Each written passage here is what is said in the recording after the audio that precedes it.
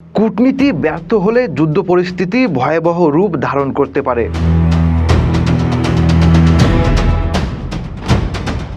মার্কিন president Donald Trump বলে বেড়াচ্ছেন, ইরান এ যুদ্ধের ইতি টানতে মরিয়া হয়ে উঠেছে, তারা চুক্তি চাইছে।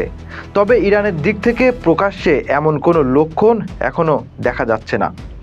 এই যুদ্ধ শুরুর ঠিক আগে নিজের কূটনৈতিক চেষ্টাকে নিজেই ধ্বংস করেছেন ট্রাম্প। এর মধ্য দিয়ে তিনি যে সংকটের সূচনা করেছেন তা থেকে তিনি সহসা বেরিয়ে আসতে পারবেন এবং ইরানেতে সাহায্য করবে সে লক্ষণও দেখা যাচ্ছে না।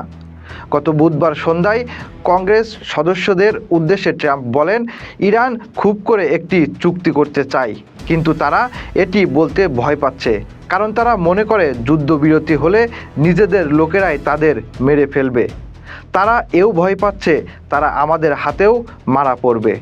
ট্রাম্পের কথাবার্তা থেকে মনে হচ্ছিল যুদ্ধবিরতি হতে পারে, তবে এর মধ্যেই মধ্যপ্রাচ্যের সেনা উপস্থিতি বাড়াচ্ছেন ট্রাম্প। সেনাদের যুদ্ধে পাঠানোর যে কোনো সিদ্ধান্ত ট্রাম্পের জন্য একটি বিশাল ঝুঁকির কারণ হবে। ফলে উল্লেখযোগ্য সংখ্যক মার্কিন সেনা হতাহতের ঘটনা ঘটতে পারে। আর স্থল অভিযান শুরু হলে ট্রাম্পের এবারের ক্ষমতার আমল পুরোটাই যুদ্ধের মধ্যে শেষ হয়ে যাওয়ার শঙ্কা সৃষ্টি হবে। আবার ট্রাম্প ক্ষমতায় আসার আগে প্রতিশ্রুতি দিয়েছিলেন তিনি যুদ্ধ থামাবেন, তবে বাস্তবতা হলো তিনি নতুন করে একটি যুদ্ধ শুরু করেছেন এবং সেটা 4 সপ্তাহ ধরে চলছে। এতে করে কূটনৈতিক সমাধানের সম্ভাবনা ম্লান হয়ে যাচ্ছে, কারণ ইতিমধ্যে অনেক দেরি হয়ে গেছে। বাস্তবতা সম্পর্কে জনগণের ধারণাকে নতুন রূপ দিয়ে ট্রাম্প সবসময় সফল হয়েছেন। এবার সফল হতে হলে সত্যিকারের কিছু দরকার, কারণ তিনি নিজেকে বিজয়ী ঘোষণা করা এবং তাকে নিয়ে ইরানের হাস্যরস থামাতে হলে সত্যিকার অর্থেই কিছু করতে হবে এবং এটা করতে পারলেই কেবল নিজের বিশ্বাসযোগ্যতা বজায় রাখতে পারবেন। তবে এসব করার জন্য ট্রাম্পের হাতে আসলে খুব একটা সময়ও নেই। যুদ্ধের কারণে রাজনৈতিক, অর্থনৈতিক ও ভূরাজনৈতিক চাপ প্রতিদিনই বাড়ছে।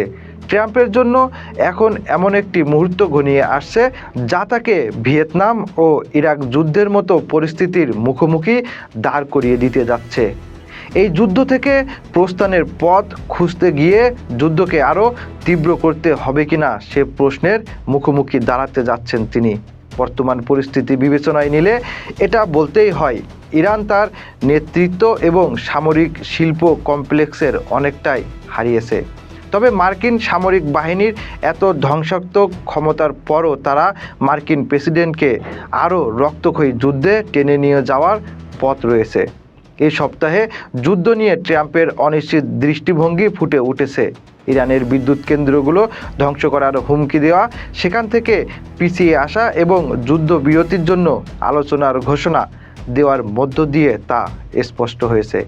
একই সঙ্গে কূটনীতির মূলা ঝোলানোর আগে মধ্যপ্রাচ্যে সামরিক উপস্থিতি বাড়ানোর দিকে তার দৃশ্যমান ঝোঁক একটা ভয়াবহ বাস্তবতাকে প্রতিফলিত করে। এতে করে এটাও স্পষ্ট হয়ে ওঠে এখানে শান্তি চুক্তির লক্ষণ খুবই কম।